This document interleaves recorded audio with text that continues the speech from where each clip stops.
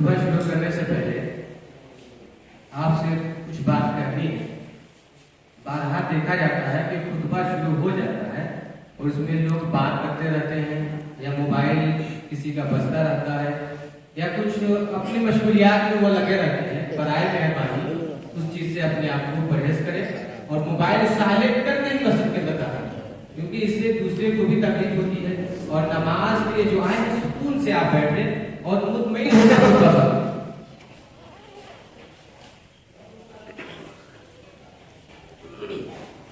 ان الحمد للہ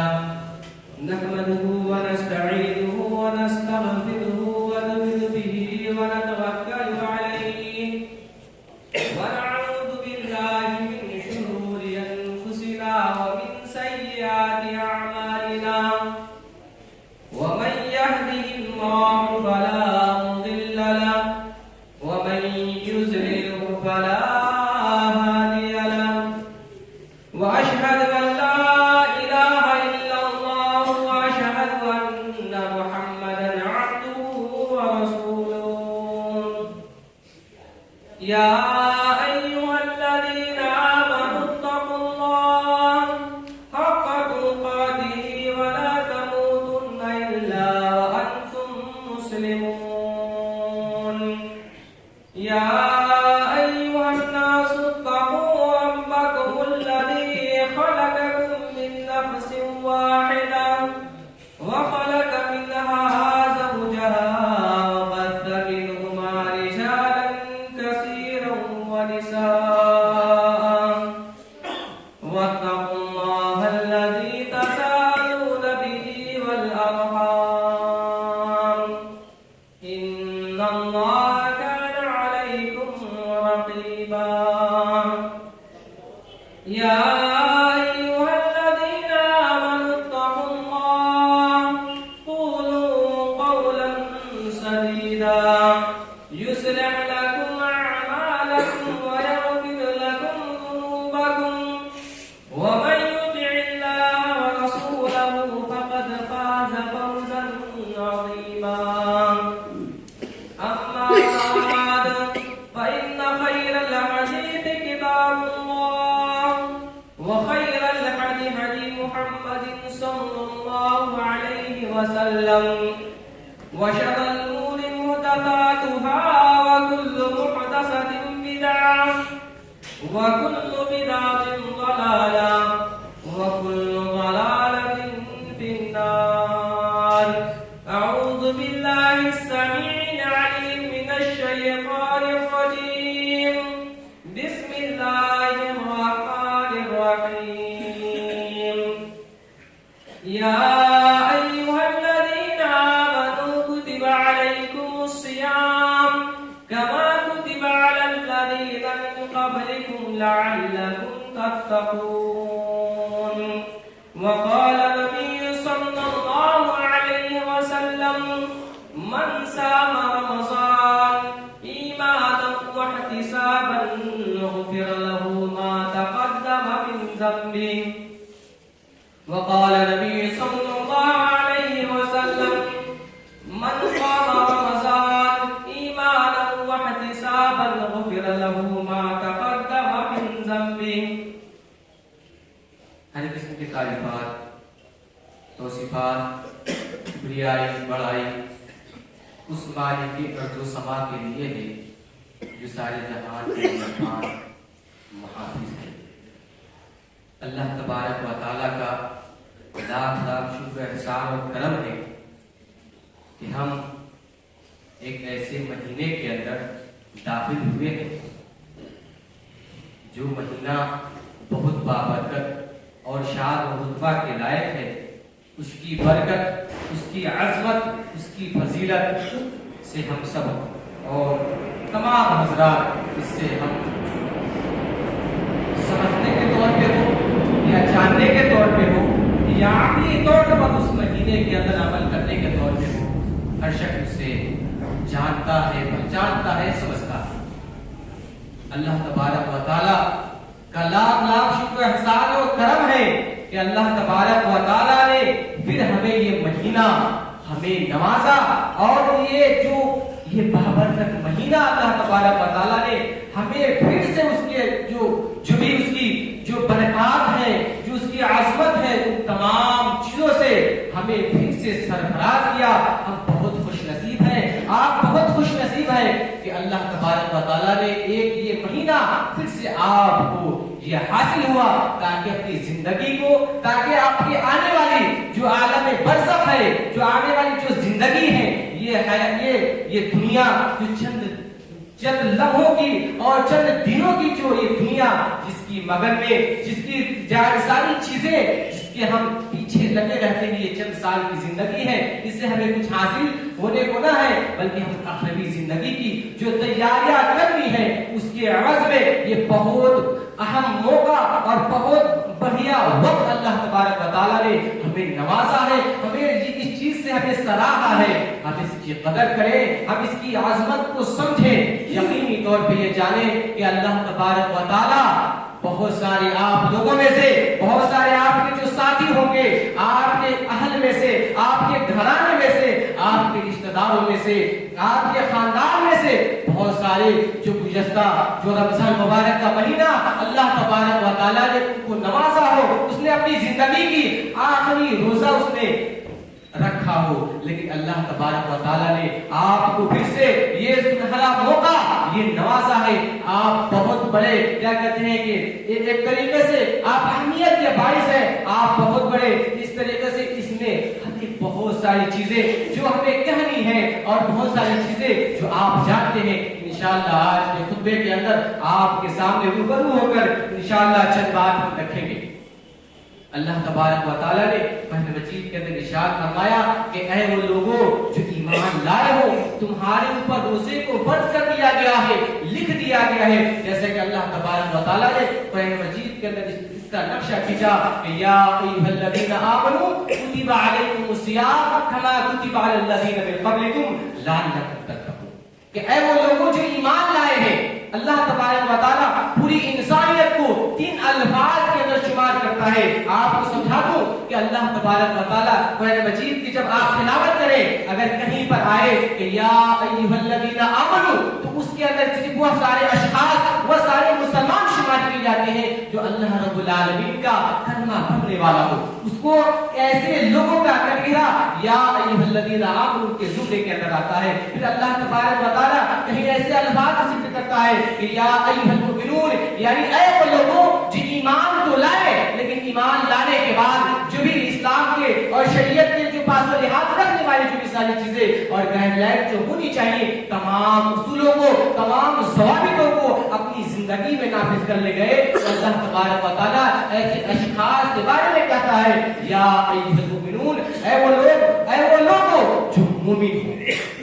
پھر اللہ تبارک و تعالیٰ تمام انسانیت کو اس آیت کے اندر کہتا ہے یا ایھا الناس، اے وہ لوگوں جو پوری دنیا کے اندر، چاہے وہ کرسچن ہو، بدھسٹ ہو، چاہے وہ عیسائی ہو، چاہے وہ کسی بھی مذہب کو ماننے والا ہو، اللہ تبارک و تعالیٰ یا ایھا الناس کے سورے کے اندر تمام انسانیت کو کہتا ہے. لیکن اس آیت کے اندر اللہ تبارک و تعالیٰ نے کہا کہ یا ایھا الذین آمنوا کتب علیکم الصیام کما کتب علی الذین من قبلکم لعلکم تتقون. کہ اے وہ لوگ جو ایمان لائے. اس سے پتہ چلا کہ صرف مومن پر نہیں بلکہ اللہ تبارک و تعالیٰ تمام کے تمام جو مسلمان ہیں، کلمہ پڑھنے والے ہیں، کلمہ گو ہیں، اپنے سچے دل سے اقرار باللسان، تصدیق بالجنان، عمل بالجوارح کے تحت اگر وہ جانتے ہیں اور اپنے آپ کو سمجھتے ہیں کہ میں مسلمان ہوں، میں کلمہ پڑھنے والا ہوں، تو اللہ تبارک و تعالیٰ نے ایسے اشخاص کے اوپر روزے کو فرض کیا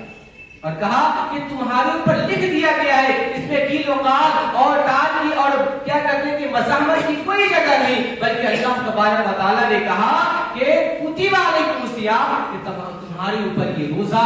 لکھ دیا گیا ہے، یعنی فرض کر دیا گیا ہے. کیسے فرض کیا گیا؟ اللہ تبارک و تعالیٰ نے کہا کہ من قبلکم، ایسے ہی تمہارے اوپر لکھا گیا، ایسے ہی فرض کیا گیا جیسا کہ تم سے پہلے آنے والی جو نسلیں، جو تم سے پہلے جو گزر گئی جو قومیں، اللہ تبارک و تعالیٰ نے یہ روزہ ان کے اوپر بھی فرض کیا تھا. اور اس کا خمیازہ کیا ہوگا، اس کے فوائد کیا ہوں گے اور اس کے کیا نقصانات ہوں گے، انشاءاللہ آج کے خطبے کے اندر آپ کے سامنے وہ بات رکھی جائے گی. اللہ تبارک و تعالیٰ نے کہا کہ لعلکم تتقون، کہ تم تقوی گزار ہو جاؤ. کیا مطلب؟ اللہ تبارک و تعالیٰ نے کہا کہ تمہارے پر روزے کو فرض کیا گیا ہے، ایسے ہی جیسا کہ گزشتہ قومیں جو گزر گئی ہیں ان کے اوپر فرض کیا گیا تھا. اور اگر تم ایسا کرتے ہو تو اللہ نے کہا کہ لعلکم تتقون، تم تقوی گزار پرہیزگار بن جاؤ گے. کیا مطلب؟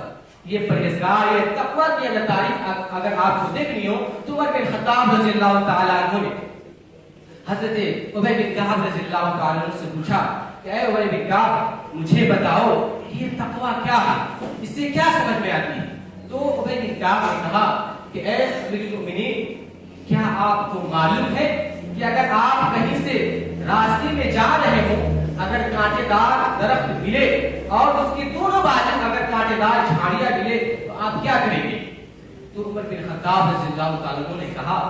کہ میں اس سے بہت سلجھ کے اور اپنے دامن کو سمیٹتے ہوئے نکلوں گا. تو عمر بن کعب نے کہا کہ بس یہی سمجھ لے کہ یہی تقوی ہے. یعنی بتانے کا مقصد یہ ہے کہ انسان تقوی اس وقت پا سکتا ہے جو شریعت نے بتائے ہیں، جو بھی فرائض اس کے اوپر فرض کیے گئے ہیں، جو منہیات سے ان کو روکا گیا ہے، اور تمام لوازمات جو شریعت نے اس کو پابند کیا ہے، ان تمام چیزوں کو اگر ہم کرتے ہیں تو ان میں سے ایک یہ بھی چیز ہے کہ اگر انسان تمام اصولوں کو، تمام ضوابطوں کے ساتھ ساتھ اگر وہ روزے کو رکھتا ہے تو اللہ تبارک و تعالیٰ نے کہا کہ تم تقوی اور پرہیزگار بن جاؤ گے اگر تم روزہ رکھو گے تب. اس آیت کریمہ سے ایک بات یہ بھی سمجھ میں آتی ہے کہ یہ رمضان مبارک کا مہینہ، یہ صیام جو اللہ تبارک و تعالیٰ نے ہمارے اوپر فرض کیا ہے، یہ ایسے ہی فرض ہے جیسا کہ پچھلی قومیں کے اوپر فرض کیا گیا. اور ہوا کیا، جو پچھلی قومیں جو اللہ نے جو بھی بتائے ہوئے طریقے اور جو بھی تمام اصول و ضوابط جو بتائے گئے، ان لوگوں نے اپنی نفسانی خواہشات کے پیش نظر ان تمام چیزوں کو اپنے آپ سے کنارہ کش اختیار کر دیا، جس کے عوض اللہ تبارک و تعالیٰ نے ان کے اوپر بہت بڑے بڑے عذاب ان کو کیا کہتے ہیں اس کے اندر ملوث کیا. آپ دیکھیں قوم عاد، قوم ثمود اور بہت ساری بنی اسرائیل میں سے بہت ساری ایسی قومیں ہیں جن کو اللہ تبارک و تعالیٰ نے اس طرح کی زندگی کے اندر، اس دنیا کے اندر ہی اللہ تبارک و تعالیٰ نے ان کو بہت بڑے بڑے کیا کہتے ہیں کہ عذاب سے انہیں ملوث کیا اور اس کو نابود کر دیا، برباد کر دیا، نسل کی نسل برباد کر. تو ہمیں یہ سمجھنا چاہیے کہ اللہ تبارک و تعالیٰ نے ایک ایسی چیز ہمارے پر فرض کیا گیا ہے جیسا کہ پچھلے قوموں کے اوپر فرض کیا گیا. اس چیز کو ہم ذہن کے اندر رکھیں، اور اگر یہ ذہن میں نہ ہو تو آپ پچھلی قوموں کے جو ان کے اوپر جو عذاب آئے گئے ہیں، جو ان کے اوپر جو امتحانات آئے اور جن چیزوں کے اندر ان کو ملوث کیا گیا، ان تمام چیزوں سے بھی اپنے آپ کو سمجھنے اور اپنے آپ کو اس سے کیا کہتے ہیں سیراب اور جو بھی ساری چیزیں ہوتی ہیں ان سے پرکھنے اور ان سے اپنے آپ کو سمجھانے کی کوشش کرنی چاہیے. اللہ تبارک و تعالیٰ نے ہمارے اوپر روزے کو فرض کیا ہے، اس سے ہمیں یہ سمجھ گئے. آئیے یہ چیز سمجھتے ہیں کہ روزہ کہاں کسے جاتا ہے. روزے کی تعریف اگر عمومی طور پہ اگر کی جائے بالکل سادے لفظ میں تو صبح صادق سے لے کر غروب آفتاب تک کھانے پینے اور جو بھی منہیات میں اس لیے بار بار لفظ کہہ رہا ہوں، منہیات کے اندر ان تمام لوازمات کو سمیٹے ہوا ہے جس سے شریعت نے آپ کو منع کیا. جیسے آپ روزے سے ہیں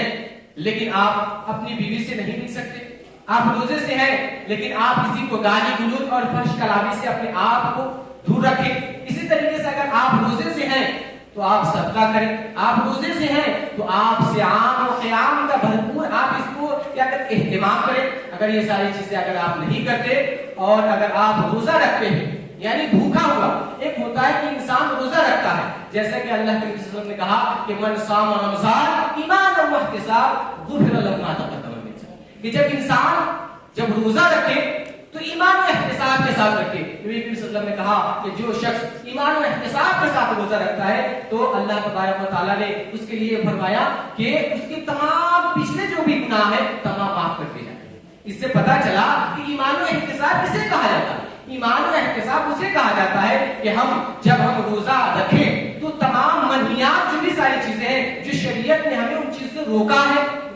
جیسے ہمیں جھوٹ بولنا، کسی کی غیبت کرنا، کسی کی چغلخوری کرنا یا لفاظی کرنا اور منمانی زندگی اور نفسانی خواہشات کے مطابق جو بھی ساری چیزیں جو ہوتی ہیں جو انسانی نفسیات کے مطابق اس کے اندر انسان کو ورگلاتا ہے وہ تمام چیزوں سے اپنے آپ کو بچا لینا یہی روزہ ہے. اگر ہم روزہ رکھتے ہیں لیکن نماز نہیں پڑھتے تو کیا مانے؟ اللہ کے نبی صلی اللہ علیہ وسلم نے کہا کہ من اقامها فقد اقام الدین ومن حکمها فقد حکم الدین. شریعت اسلامیہ یہ انسان کو اس چیز کا یہ بتاتا ہے کہ اگر گویا کہ اسلام کی 5 پلر ہیں اور ان تمام پلروں میں سے اگر کسی بھی ایک پلر کو کسی بھی ایک بنیادی چیز کو اگر وہ منہدم کرتا ہے گویا کہ اس نے شریعت کو منہدم کیا. اس سے پتہ یہ چلا کہ اگر ہم روزہ رکھتے ہیں لیکن ہم نماز نہیں پڑھتے، جیسا کہ یہ نماز اور روزے تمام کیا کہتے ہیں کہ یہ بنیادی جو ستون ہے، بنیادی جو کھمبے ہیں، جو پیلر ہے، اس کے اندر اس کو شمار کیا جاتا ہے. جیسا کہ نبی کریم صلی اللہ علیہ وسلم نے فرمایا کہ بنی الاسلام علی خمس شہادت اللہ الہ الا اللہ وان محمد عبدہ ورسولہ اقام الصلاۃ ایتاء الزکات حج البیت وصوم رمضان. یہ 5 چیزیں ہیں، ان تماموں کا ہمیں اہتمام کرنا ہے. اس میں سے روزہ ہے تو نماز بھی ہے. اگر ہم نماز نہیں پڑھتے تو گویا کہ صبح سے لے کے شام تک ہم اپنے آپ کو بھوکا رکھا، ہم نے روزہ نہیں رکھا. اسی طریقے سے اگر آپ روزہ رکھتے ہیں لیکن آپ ایمان و احتساب کے ساتھ نہیں رکھتے اللہ کے ڈر سے. ابن کثیر رحمہ اللہ جب ان سے پوچھا گیا انہوں نے بتایا کہ تقویٰ کسے کہا جاتا ہے؟ تقویٰ اس چیز کو کہا جاتا ہے کہ انسان کے دل کے اندر اللہ کا خوف پیدا ہو جائے، اسی کو تقویٰ کہا جاتا ہے. اگر انسان روزہ رکھے اور یہ فکر نہ ہو کہ میں روزہ رکھتا ہوں اللہ سے قرب ہو سکوں، اللہ کے ہماری جو نزدیکی ہے اس کے اندر کمی ہو جائے اور ہم اللہ کے اور بہت قریب ہو جاؤ، اگر یہ فکر نہیں ہے تو آپ یہ یقین جانیں کہ آپ رسمی اور سماجی روزہ رکھتے ہیں. اگر شریعت کا پاس و لحاظ رکھتے ہوئے اگر آپ ایمان و احتساب کے ساتھ آپ روزہ رکھتے ہیں تو یقین جانیں خوشخبری یہ ہے کہ غفر له ما تقدم من ذنبه، جو بھی ساری گناہ ہیں اللہ تبارک و تعالی آپ کی ایمان و احتساب کے ساتھ روزہ رکھنے کے وقت اللہ تبارک و تعالی آپ کے تمام گناہوں کو معاف کر دے. یہ چیز ہمیں سمجھ میں آئی. پھر اسی طریقے سے میں نے ایک اور حدیث پڑھی کہ من قام رمضان ایمان و احتساب غفر له ما تقدم من ذنبه، کہ جو شخص راتوں کو قیام کرتا ہے، جاگتا ہے اللہ کی خوشنودی حاصل کرنے کے لیے، اللہ کی قربت حاصل کرنے کے لیے، تو اللہ تبارک و تعالی نے کہا کہ اس کے بھی تمام گناہ معاف کر دیے جائیں. من قامہ میں سے وہ تراویح کی نماز اور جو بھی ہم رات کے اندر تلاوت کرتے ہیں اور جو بھی ہم ساری چیزیں جو اللہ کے قرب لے جانے والی چیزیں ہیں، وہ ساری چیزیں اگر ہم اپنی زندگی کے اندر نافذ کرتے ہیں تو وہ تمام کے تمام قامات کے اندر شمار کیا جاتے ہیں. اگر انسان کوئی روزہ رکھے اور صبح سے لے کے شام تک اپنے آپ کو بھوک و پیاس سے اپنے آپ کو روکے رکھے اور صیام رکھے لیکن چپکے سے اگر اللہ کا خوف اس کے دل کے اندر نہیں ہے، ایمان و احتساب نہیں ہے، تو چپکے سے ہو سکتا ہے کہ وہ ٹوائلٹ میں ہو یا کسی کو چھپا کر وہ انسان وہ غذا استعمال کر سکتا ہے، مشروبات پی سکتا ہے. لیکن اگر واقعتاً اگر ایمان و احتساب ہے، اگر واقعتاً اس کی زندگی کے اندر اللہ کا خوف اگر واقعتاً ہے، رسمی نہیں ہے، سماجی نہیں ہے، تو واقعتاً یہ جانے کہ اللہ کے رسول نے کہا کہ تمام کے تمام پچھلے جو بھی ساری چیزیں گناہ ہیں اللہ تبارک و تعالیٰ معاف کر دیتا ہے. اسی طریقے سے یہ رمضان مبارک کا مہینہ جس کے اندر ہم ہیں، چند ایام گنی چنی ایامیں جو ہوتی ہیں، یہ بہت بابرکت مہینہ، عظمت والا مہینہ ہے. اس کے کچھ خصوصی خصائص ہیں جو اس کو اتنا بابرکت مہینہ بناتا.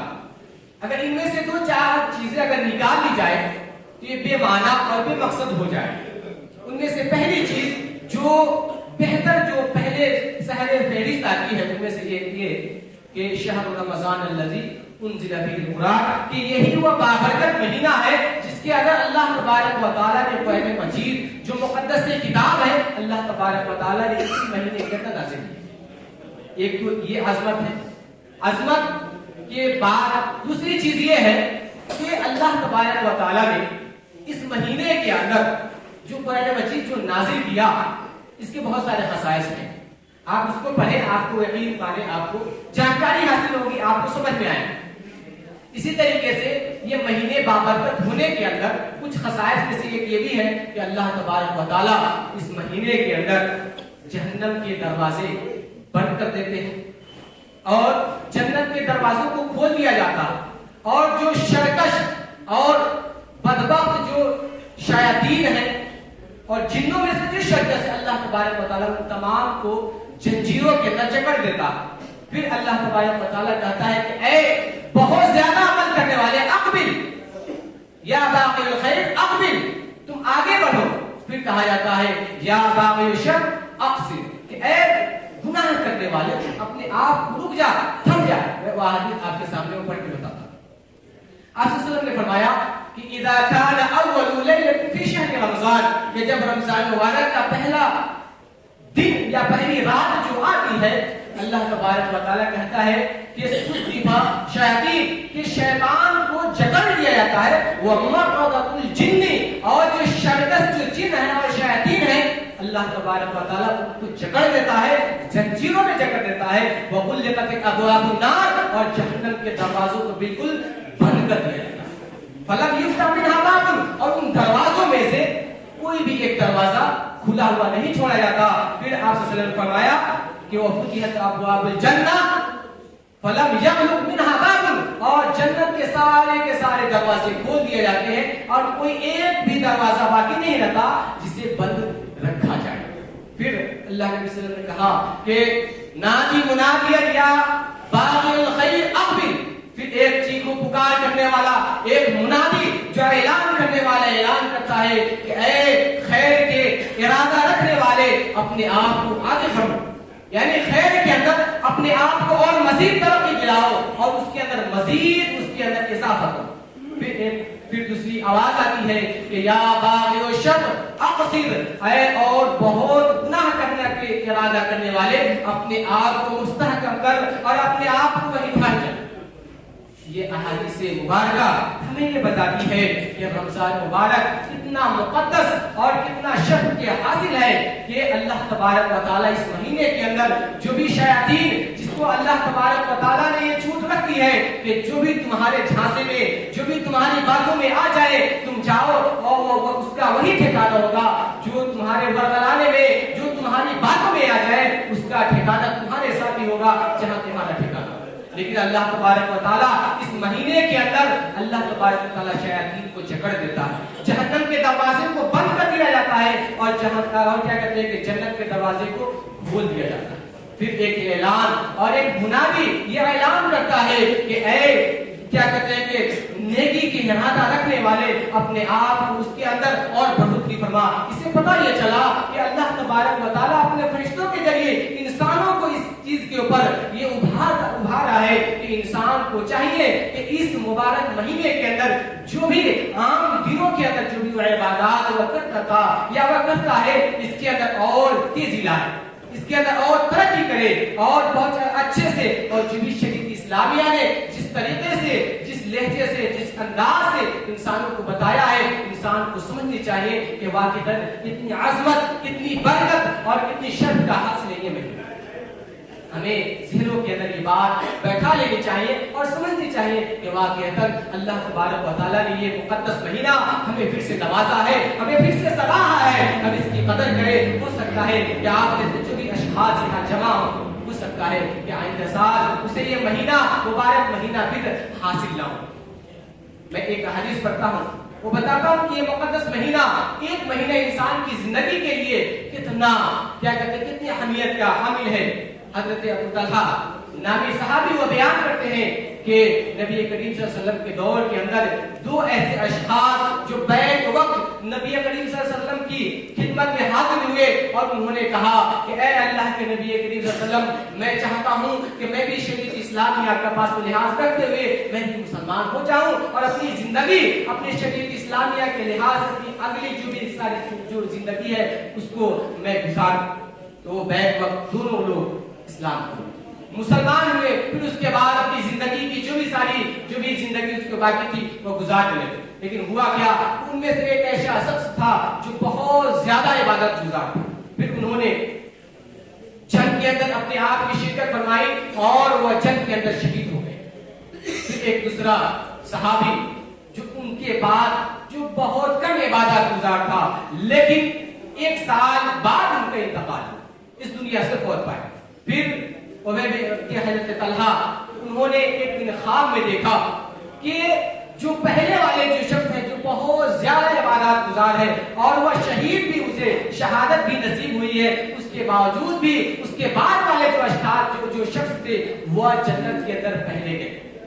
جب انہیں یہ خواب جب انہوں نے سوچا دیکھا تو انہیں دل کے اندر گھبراہٹ محسوس ہوئی اور صبح صادق ہوتے ہی آپ صلی اللہ علیہ وسلم کے دربار کے اندر حاضری لگائی اور انہوں نے کہا کہ اے اللہ کے نبی صلی اللہ علیہ وسلم کیا وجہ ہے کہ وہ پہلا شخص جو پہلے جنت کے اندر داخل نہ ہوا جبکہ وہ بہت زیادہ عبادات گزار تھا اور انہیں شہادت بھی نصیب ہوئی، لیکن انہی میں سے جو دوسرا شخص ہے جس نے اپنی زندگی کے اندر بہت سارے عبادات نہیں کیا اسے شہادت بھی نصیب نہیں ہوئی، لیکن انہوں نے 1 سال بعد انہیں موت آئی، پھر وہ پہلے کیسے جنت میں جا سکتا ہے؟ اس کی کیا وجہ ہو سکتی ہے، کیا صورت ہو سکتی ہے؟ تو آپ صلی اللہ علیہ وسلم نے سمجھایا، اسے بتایا کہ کیا اے صحابی اے ابو طلحہ کیا تمہیں اس بات کی خبر نہیں کہ انہوں نے 1 سال مزید رمضان مبارک کا مہینہ پایا جس کی عوض اس کی برکات و حسنات کے تحت انہوں نے اس طریقے سے اس حساب سے اس مہینے کے اندر اپنے آپ کو ثواب کے لائق بنایا کہ اللہ تبارک و تعالیٰ نے اسے مزید شہادت پانے والے